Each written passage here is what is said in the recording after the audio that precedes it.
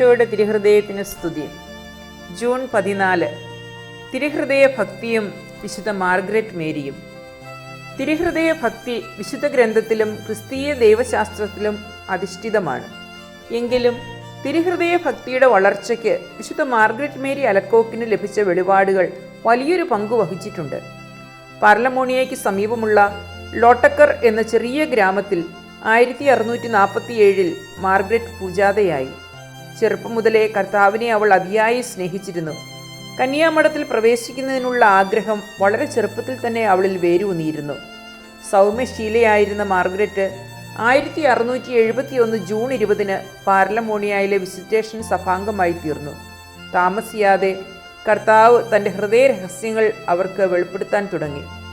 തൻ്റെ തിരുഹൃദയത്തോടുള്ള ഭക്തിയെ പ്രചരിപ്പിക്കുക എന്ന ഭാരമേറിയ ജോലി കർത്താവ് അവളെ ഭരമേൽപ്പിച്ചു. 1672 വ്രതവാഗ്ദാനത്തിന് ഒരുക്കമായി നടത്തിയ ധ്യാനത്തിൽ ഈശോ കാണപ്പെട്ട് തിരുഹൃദയ ഭക്തിയെപ്പറ്റി അവളെ പഠിപ്പിക്കുവാൻ തുടങ്ങി.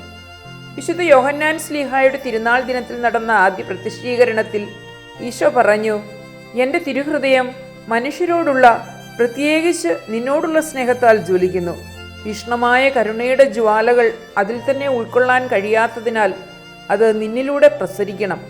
ഇപ്പോൾ ഞാൻ നിനക്ക് വെളിപ്പെടുത്തി തന്ന ഈ അമൂല്യനിധികളാൽ അവർ സമ്പന്നരാക്കപ്പെടണം. തൻ്റെ തിരുഹൃദയത്തിൻ്റെ വിവരണാതീതമായ രഹസ്യങ്ങളും സ്നേഹത്തിൻ്റെ അതിശയങ്ങളും കർത്താവ് അവൾക്ക് വെളിപ്പെടുത്തി. വിശുദ്ധയ്ക്കുണ്ടായ വെളിപാടുകൾ മുഴുവൻ സ്വീകരിക്കുവാൻ നാം ബാധ്യസ്ഥരല്ല. എങ്കിലും ഈ സന്ദേശത്തിൻ്റെ കാതൽ സുവിശേഷത്തെ പുനരവതരിപ്പിക്കുന്നു.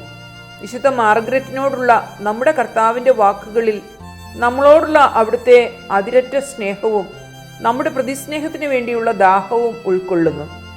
കർത്താവ് തൻ്റെ തിരുവിലാവിലെ മുറിവ് അവൾക്ക് കാണിച്ചു കൊടുത്തു.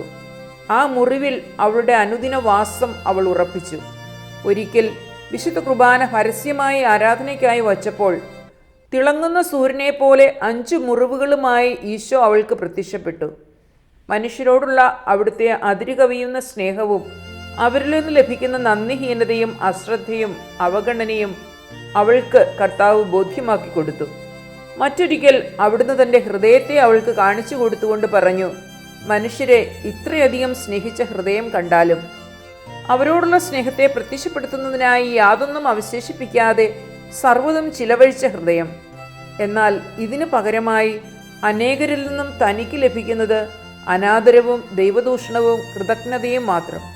തനിക്കായി പ്രതിഷ്ഠിക്കപ്പെട്ടിരിക്കുന്നവരുടെ ഹൃദയങ്ങൾ ഇപ്രകാരം ചെയ്യുന്നതിലാണ് അവിടുന്ന് കൂടുതൽ വ്യഥ അനുഭവിക്കുന്നതേ എന്നും, ആകയാൽ തിരുഹൃദയത്തിൻ്റെ ബഹുമാനത്തിനായി വിശുദ്ധ കുർബാനയുടെ തിരുനാളിൻ്റെ 8-ാം ഇടം കഴിഞ്ഞു വരുന്ന വെള്ളിയാഴ്ച പ്രത്യേക തിരുനാളായി ആഘോഷിക്കണമെന്നും, അന്നേ ദിവസം വിശുദ്ധ കുർബാന ഉൾക്കൊള്ളുകയും വിശുദ്ധ കുർബാനയുടെ നേർക്ക് ചെയ്യപ്പെടുന്ന നിന്ദാപമാനങ്ങൾക്ക് പരസ്യമായി പരിഹാരം ചെയ്യുകയും വേണമെന്നും അവിടുന്ന് പറഞ്ഞു. ഇപ്രകാരം അവിടുത്തെ ഹൃദയത്തെ ബഹുമാനിക്കുന്നവർക്കും അപ്രകാരം ചെയ്യുന്നതിന് മറ്റുള്ളവരെ പ്രേരിപ്പിക്കുന്നവർക്കും ധാരാളം അനുഗ്രഹ വർഷങ്ങൾ ഉണ്ടാകുമെന്ന് അവിടുന്ന് വാഗ്ദാനം ചെയ്തു. വിശുദ്ധ മാർഗ്രറ്റ് മേരിയുടെ മൗതിക അനുഭവങ്ങളാൽ യൂറോപ്പിൽ ഉടലെടുത്ത തിരുഹൃദയ ഭക്തി തെറ്റായ ആത്മീയവാദം എന്ന് 12-ാം പിയൂസ് മാർപ്പാപ്പ വിശേഷിച്ച ജാൻസനിസത്തെ അതിജീവിക്കുവാൻ വളരെ സഹായകമായി. പുണ്യവതിയുടെ ആത്മീയ പിതാവായിരുന്ന വിശുദ്ധ ക്ലൗദേ ല കൊളംബിയരുടെ പിന്തുണയിൽ വിസിറ്റേഷൻ സഭയും ഈശോ സഭയും തിരുഹൃദയ ഭക്തിയുടെ പ്രചാരണ വേലയുടെ ഔദ്യോഗിക ഉപകരണങ്ങളായി. വിശുദ്ധ മാർഗ്രറ്റ് മേരിയിലൂടെ നമുക്ക് സമ്മാനിച്ച സ്നേഹത്തിൻ്റെ ഈ ശക്തമായ തിരിച്ചറിവ് അവിടുന്നുമായി കൂടുതൽ ഐക്യപ്പെടാൻ നമ്മെ പ്രേരിപ്പിക്കും. ഡിലക്സിഗ്നോസ് നമ്പർ 121. അവിടുത്തെ അനിർവചനീയമായ സ്നേഹത്തിൻ്റെ മഹാത്ഭുതങ്ങൾ നമുക്ക് വെളിപ്പെടുത്തി തരണമേ എന്ന് ഈശോയുടെ തിരുഹൃദയത്തോട് നമുക്ക് പ്രാർത്ഥിക്കാം. അളവില്ലാത്ത വിധം ഞങ്ങളെ സ്നേഹിക്കുന്ന ഈശോയുടെ തിരുഹൃദയമേ, വിശുദ്ധ മാർഗ്രറ്റ് മേരിക്ക് നൽകിയതുപോലെ അഗാധവും സജീവവുമായ ഭക്തിയും സ്നേഹവും ഞങ്ങളുടെ ഹൃദയങ്ങളിലും അവിടുന്ന് ജ്വലിപ്പിക്കണമേ.